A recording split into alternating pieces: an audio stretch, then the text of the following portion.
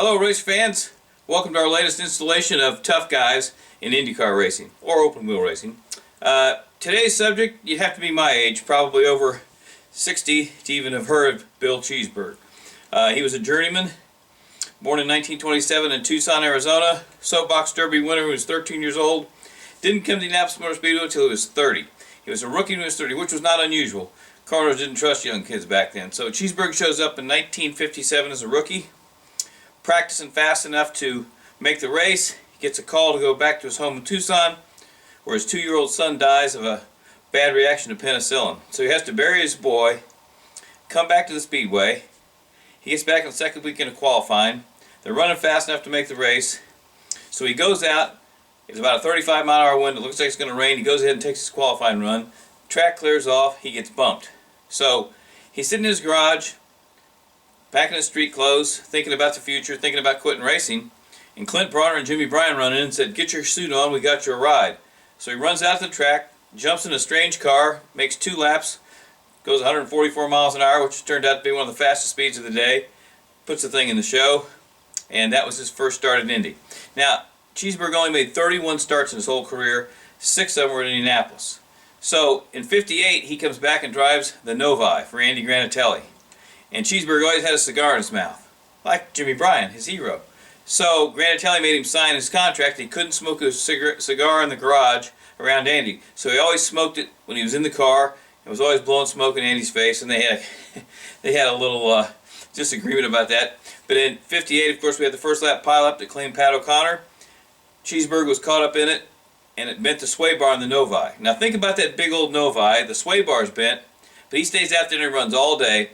I interviewed Bill about this, gosh, I don't know, back in 1972, 73. He said he had to turn the wheel 4 times just to get through the corner because the thing was handling so bad. He said it went like a bat out of hell down the straightaway, but it wouldn't corner. Well, imagine that, the sway bar was broken. So he runs all day and finishes 10th, which turned out to be his best finish ever at Indy. Then in 1959, he starts 33rd. 3 times he started 33rd in the Indy 500. But in 1959, he wasn't 33rd long. He passed 17 cars in the first lap. That's right, 17 cars in the first lap. And then I think the magneto or the engine broke, and he wound up, mid-pack or whatever. But that was probably his finest moment. If you get a YouTube, I think there's an overhead shot of this guy going outside and inside. That's Cheesbourg, passing 17 cars in the first lap. His probably best ride was 1961. He had the Dean Van Lines car, qualified 9th. Was involved in a crash. That was probably his best chance to win the race. Missed a show a couple times in the 60s. Came back, I think he made his final race in 1965 in the WIP Good Guy Special, which was a toilet, but he somehow got in the field, started 33rd. The magneto pitched, I think. 1966, Cheesbourg drove what was to be it was a turbine-powered car, and it was it just wasn't fast enough.